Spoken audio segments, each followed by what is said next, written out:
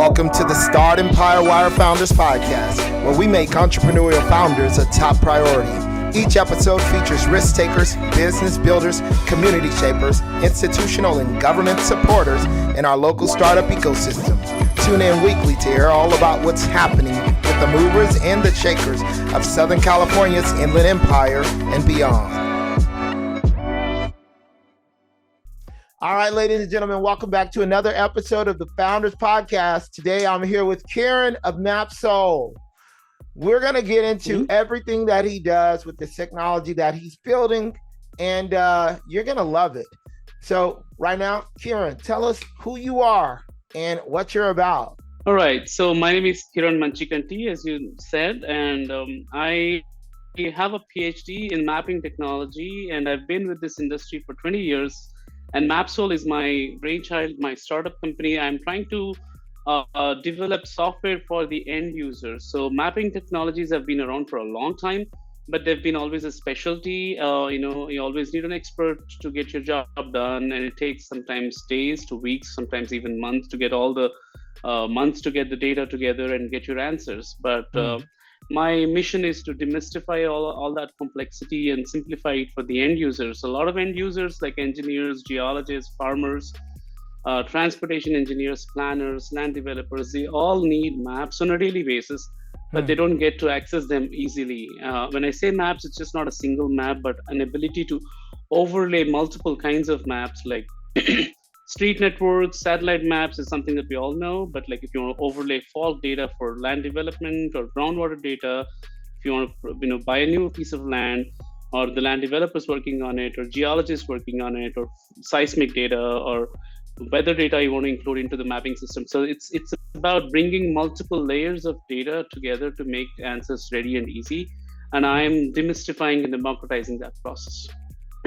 It sounds like a huge job, man. It sounds. It is. I've seen your product and what you're currently able to do, and I've only seen probably less than a tenth of it. And I appreciate you for sharing that with me.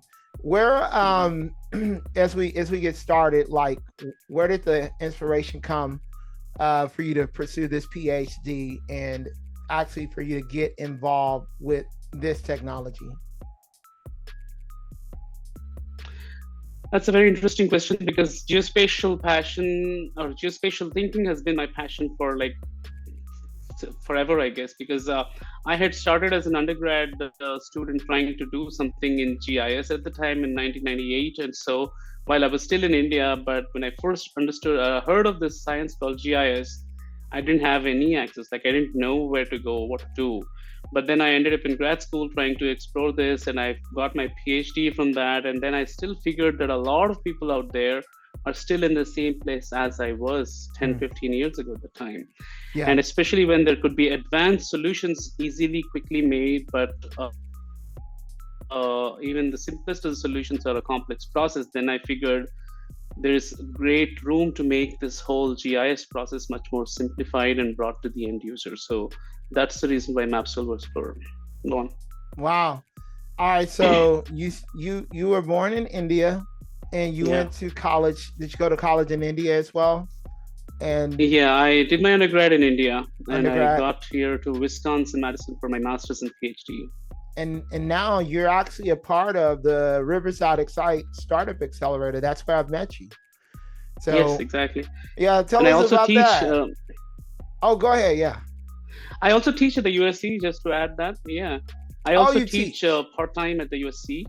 I teach spatial statistics also. So yeah. That's cool. As I said, geospatial work is my passion. End to end, I've been like, I'm a deep spatial thinker also. I go to the point where why humans interact with space-time the way we do, what are the spatial decisions we make on a daily basis, and how the digital twin of the Earth can be developed from the ground up. So one thing that the legacy GIS systems are missing today is they kind of have been a hodgepodge of quilt work of multiple different things without a full rework from the ground up. And that's the unique advantage I bring to the technology. That's very good. So if a person were to interact with the application that you were showing me earlier, what are some of the things that they could do? We won't go deep into it yet, but what are some of the things they can do? Mhm. So with my technology, if I quickly pick farmer as a use case, farmers can, especially non-industrial kind of farming. If you want to, I actually work with regenerative agriculturists who are trying to do local scale farming changes to their fields in a way they can meet the environmental guidelines. So they have to create swales and irrigation channels and buffer areas within their farms. So they can actually work with the elevation models that we give them and create a topologically balanced ecosystem for their agricultural practices. So they actually have a mapping system at their fingertips to do that. Or if Wow. an engineering geologist is out in the field collecting soil information and they have to come back and share the information with the rest of the team, they can actually collect soil information, mark it up on the map on their device, and then that gets into the cloud directly, and the office counterparts can look at it almost instantaneously and cut out a lot of wait time between exchanging information, making conclusions about their work. And they can repurpose this very easily. If they're working on a different site almost a kilometer away from it, they don't have to redo a majority of the work, because that kind of the area has been worked on. And they don't generally access the same information, because people at this time tend to think in maps as in sheets. They don't think of it in databases. So what I'm encouraging them is to build the databases behind these sheets in a proper way, so they can repurpose and reuse them. Okay, so that's a fascinating part about it. I was thinking earlier, where is people getting the data for the different layers that you're adding to the map? Where is this data? Where can it be found? Data is everywhere, as in much of this is actually public data. A lot of it gets created by different companies. Some of it is they want to be sharing with their clients and colleagues, and competing companies. Sometimes some say they keep it in-house. So our technology offers them this advantage of, you either want to mark your data as public or keep it private for your own company. Okay. But then the government federal agencies serve a lot of data. The USGS serves data. The National Geospatial Agency, they serve data. There's a bunch of different data agencies that serve data, but they're in complex formats that the end users can't get to them. So I'm trying to simplify that part. Okay. So taking data from multiple places and translating it in such a way to make it simplified so that the end user can easily access it and use it to increase efficiency in their life or in their business. That's huge. Absolutely. That's huge. That's exactly what we're doing. Yeah, that is huge. So even insurance companies can use my technology to figure out if the particular parcel that they're working with is outside or inside the floodplain, how accurate the floodplain data is, if they have to, make a guess on that, and look at not just the floodplain data, but you can also look at the elevation data at the same time and proximity to a nearby dam or something like that. So more answers than what is obviously available in printed maps can be available with a dynamic system like this. The system is dynamic and it updates from multiple places. However, are there ever times where you find the data is out of date? It's older data, maybe things changed, in the data sets. Absolutely. So that always happens, and the data. Mapsol doesn't really produce data, but we bring the data to the end user. So the data producing agency is the owner, and they have to take the ownership of keeping it current. So, but so long as they're serving it on the internet in an active way, so whatever they're serving, we're able to consume it directly. Can Mapsol detect when the maybe data has been updated, or detect that it's been old, instead of it producing it, just are you able to detect when was the last time this data was updated? Yes. So we have we write some what do you call a wrapper or a header information around every spatial data we handle, which will actually start adding user interaction to it. So the history of data is maintained. Once it comes to the fuse.earth system, we have a control on the vintage of the data. Yes. So we actually keep the vintage information also. Okay. So that keeps, that gives us a notion of how current the data we're using is. That's great. No, that's great.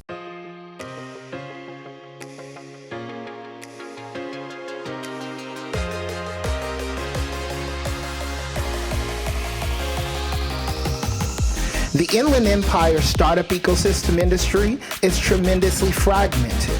A few top-tier hubs, San Francisco, Los Angeles, and San Diego, are well covered by media, events, and data platforms. Finding reliable information relevant to startups or the tech industry in the Inland Empire is extremely difficult. As a result, startups can't scale fast enough. Investors are having a hard time finding the right deals, and corporates can't find the right companies to partner with for their innovation activities.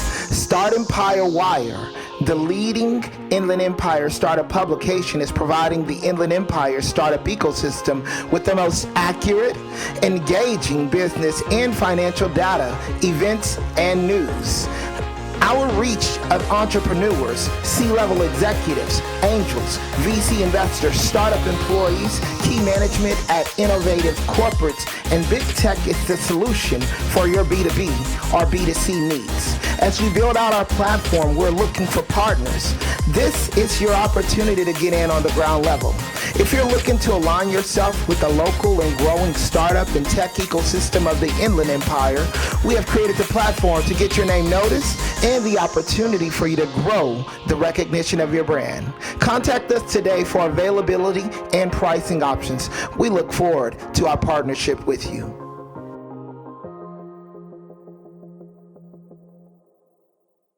So you said geologists, farmers, all types of people. I mean, like, I'm just mentioning planners, planners. Yeah. Like, all of these people are the ones you're meeting their needs, and you're meeting them in a unique way. The one person who comes to mind, or the one company that comes to mind, obviously, the 800-pound gorilla in the Inland Empire for GIS data is Esri, right? Right. How's what you guys are doing? How is that unique and different from what they're doing?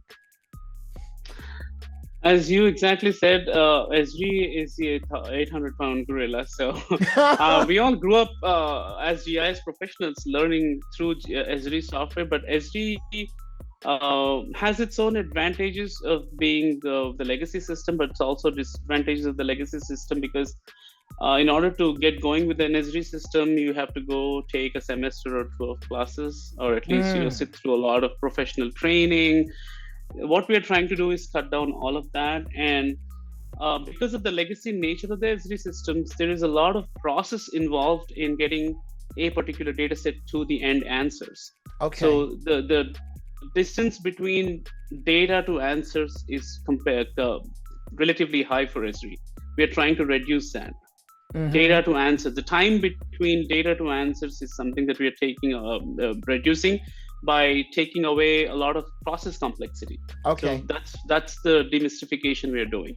So the end user doesn't need to be bothered about what format I'm getting it in, how much conversion I have to do, what's the extent of my data, or what kind of intermediate data products I have to create in order to get to the end answers. These are all the processes that make the GIS technicians out there right now. We really don't need so much of that process. For some advanced problems, we still need that, but we really don't need a lot of process involved in GIS to get to the end answers. To get to the end answer. Yeah. Okay, so that's more convenient.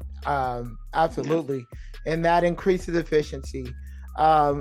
So tell us, because you're marketing to business and business to consumer as well, right? Your primary product. Tell us again, like, what's the actual name of it again? Mapsol. Is it Mapsol Geo? Mapsol is the company, because we do something beyond the product itself. Yeah. So Fuse.earth is the product name. So it's just a browser-based thing. So you go to HTTPS Fuse.earth, you get the tool basically, and we cut down the complexity of trying. The moment you log in, you have the maps to start working with. Basically, that's how we have done it. So it's almost like you start open your Microsoft Word or any other Office software and start typing things, and you get your, what you see is what you get, kind of a thing, basically. So we have cut Nice. down all of that, All of the and complexity. once you, Okay. all of the complexity to get to the maps. And we have also simplified the user interface in such a way that it kind of marries with the human brain's way of handling space-time. So Mm. we have, as humans, we have a certain way of interacting with space-time around us. When we Yeah. navigate ourselves around the space, we walk around, we drive, we Yeah. look at things. When we go up high, we look at things differently. The zooming in and out is very natural to our eyes.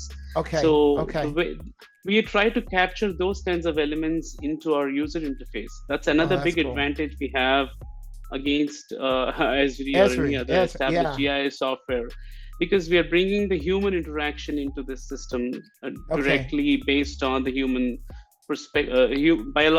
I call it biophysical perception of our reality, how we see Biophysical around, perception. Yeah. and we're trying to bring it into the digital world, basically. That's pretty cool. So you think, um, at some point in the future, you guys are going to be working with like augmented and virtual reality or anything in that Oh yes, that's all way? kind of part and parcel of spatial work. Yeah. So yeah. So we have. We're also already working on kind of a metaverse for entrepreneurship ecosystems work. So that's You something were that's telling me in the this. works right Yeah, now. I'm jealous because I'm like that's something Startempire Wire actually is needing. But Yeah, absolutely. you're doing it for the state of Alabama, right? State of Alabama. Yeah, Okay. exactly. And so there's a good number of organizations in there in northern Alabama that were interested in creating the ecosystem of innovation or entrepreneurship ecosystem, and Yes. we are bringing in the geospatial integration of these entities. Basically, it's just not Mm. bringing a directory of information, but we're actually pinning it to the map in a way there could be analysis done, the proximities and the connections can be all through the mapping system, just how Wow. we are connected on the earth. We're trying to connect them in the digital world. Love it. Now you were showing me this a little bit, and I actually would like to talk to you more about it afterwards. Mhm. So Sure. that's actually pretty cool. Mhm. It's an amazing overlay map of the whole entire ecosystem. If you get an opportunity, guys, I hope you get to see something like this, especially on the Start Empire Wire website. This is my question right now. Where you at in your growth of the company? Give us a little bit of a timeline of started here and Mhm. you got here and now you're here. Okay, where are you at in the growth of your company? So we are in a beta mode right now. Mm-hmm. We have been developing this software for a couple of years now, since about sometime 2020, Yes. and yeah, we are releasing our first professional version next month, and we have some launch partners or beta users that are already playing with it, which will become our formal users next month. And we're going to Nice. start our marketing campaign sometime in January, so we can Sometime in actually January. start reaching out to the broader audience, because we Mm. got some great feedback.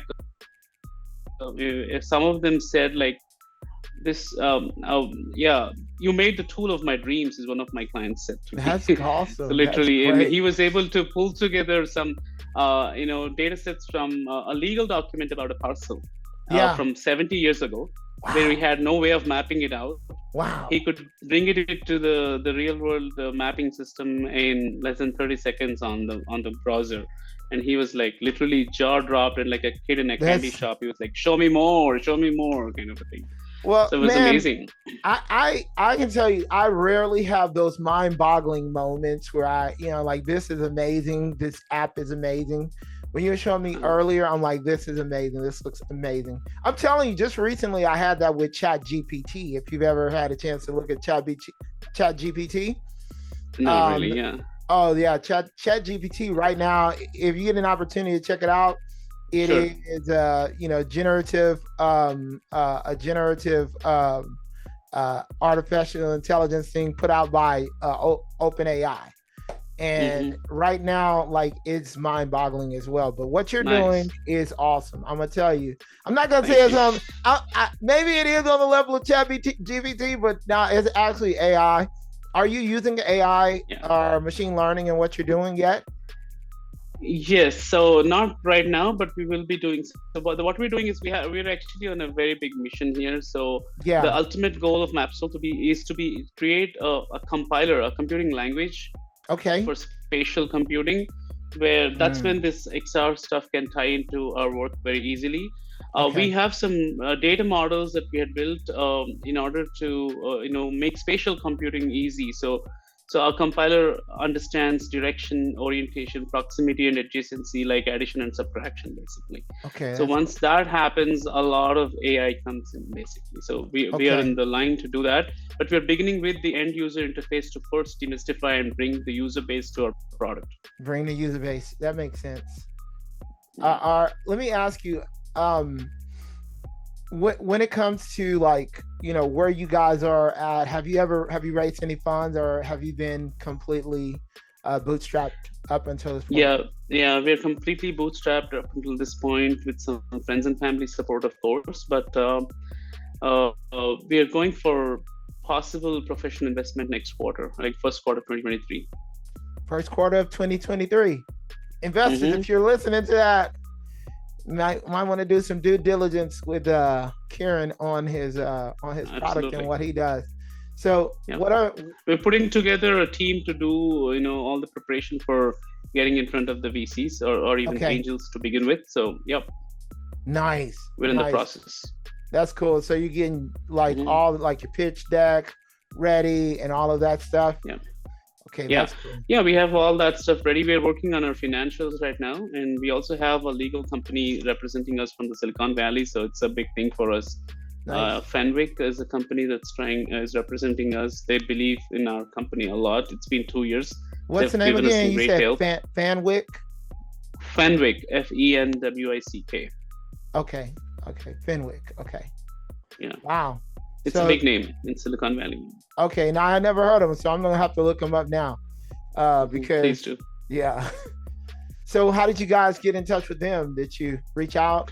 Through UCR, of course, actually. So Oh, one of these UCR meetings, someone introduced me that's to cool. another person that brought me to. I mean, I actually interviewed with a few legal firms during that meeting, Yes, and Fenwick liked us, and we like Fenwick a lot. So I love it. apparently, yeah, they see a lot of value. I mean, yeah, they have given us deferred services about for 2 years now, so they believe in us a lot. Wow. Yeah. I love it, man.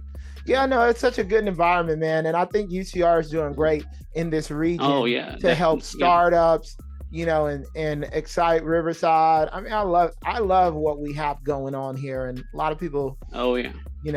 need to Yeah, and I know. recently made a connection with the new company that got registered with the Excite, Lola, I guess. I don't know if you know Lola, them. yeah, Lola, yeah. Yeah. James from So Lola. they are doing land development, right? So I'm helping them with finding the right kind of water in the mapping sense for them. Oh, yeah, that is a perfect So maps connection. go everywhere. Maps Yeah. go everywhere. Yeah, Yeah. I love it. Okay, so tell us, Karen, right now, what's the current state of your product is you have beta testers on it currently, right? Yes. Yeah. Yeah. Um, Yeah. and you're gonna do a public release in first quarter of January, right? Yeah. Okay, First mid January. Yeah. mid January. Okay, so that's one short term Yeah. goal. But let's get one more short term goal within the next 2 months. What are you trying to do? Hmm. What's the other top priority within Uh, the next 2 months you're trying to accomplish? to to start our marketing campaign, basically to recruit more end users, Okay. because right now all the beta testing we have done have it has been more or less through warm contacts I have had over many years, because I have served in many positions in different places, and I know I this my product is essentially user innovation. So I know so many other users Mm, that need this. So I have yes. reached out to all of them, and I've been working with them. But now it's time for cold marketing, where we actually reach out to the broader world. So that's the next goal we want to take off on, basically, and raise the funds, of course, in the next quarter. That's kind of these two are the Okay. going simultaneously.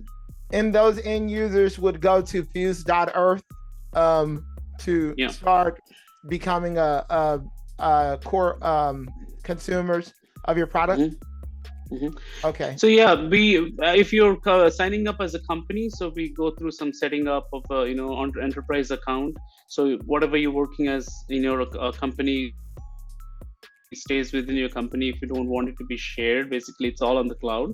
Okay. So we have to do some organizational setup things. And once you're set up for things, all people across your company, whoever has signed up for the license, will be able to use the tool and start sharing the work. And if you're signing up as an individual user, we have a different subscription for that. And then you just do your work on a personal level. And even that you can mark off as being public or private data also. Oh, nice. Now, is this experience is not available to people yet? Or is it? It is actually. My beta testers are able to do that. It's free right now. So if someone wants to go on fuse.earth, they can log in using their Gmail account. Okay. And start using it. Okay. Awesome. And are you capping the beta testing off at a certain amount of users or anything like that, or no? Not yet. We haven't done that yet, but I don't think we'll be doing that. You won't be doing that. Okay, cool. Because sometimes we are not too far from releasing a formal version. Okay. All right. So give us some long-term goals. In 3 years, where do you plan to be with Mapsol?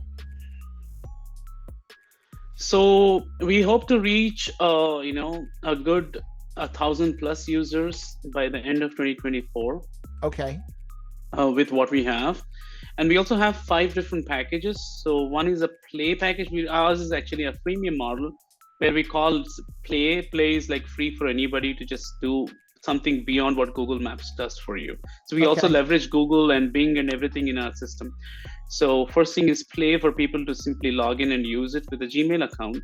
But then we have paid packages which are called Explore and Engage, which are being released next month. Explore is pretty much the same. We're not adding anything to it, but Engage package is where we actually are adding more functionality based on our user feedback and customer service and all that. There's 2 more packages called Solve and Unlock, which will be adding more advanced spatial analysis functionalities. So we will be adding more tools and making our tool more advanced after 3 years. So that's the thing, which is when we'll be going to actually reach out to the bigger market potential. Awesome. Yeah. All right. So that's the plan. That's the plan. Okay. So you think you'll be hitting that like when do you think you'll be hitting that, like, or when are you planning to hit that bigger market? Is that like 5 or 10? 25 is when we're thinking we'll be there for the bigger market. Yeah. Okay. End of 24.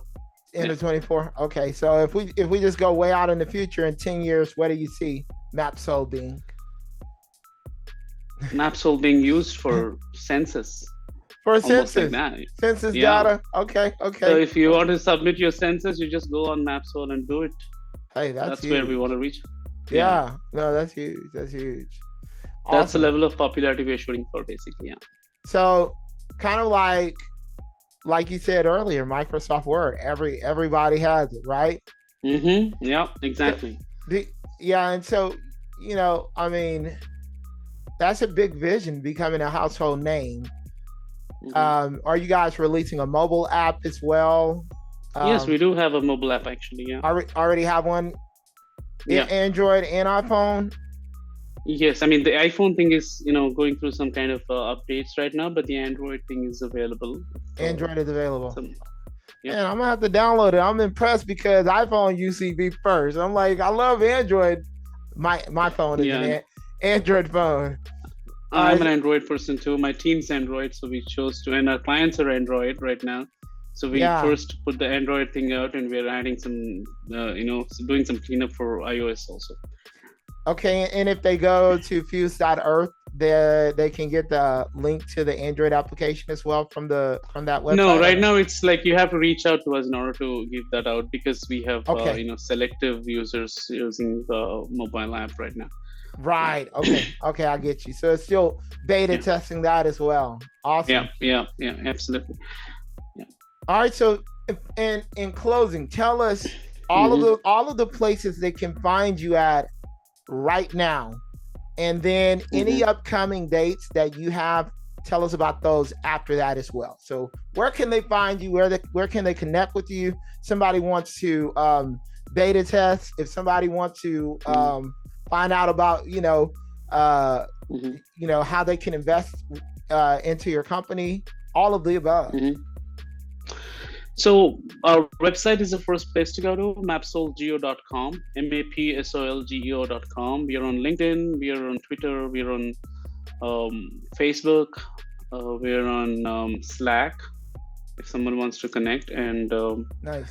Yeah, again, as I said, we haven't really opened up ourselves into the market fully. So we're starting a professional marketing campaign next year early. So we'll have a lot more visibility starting next year.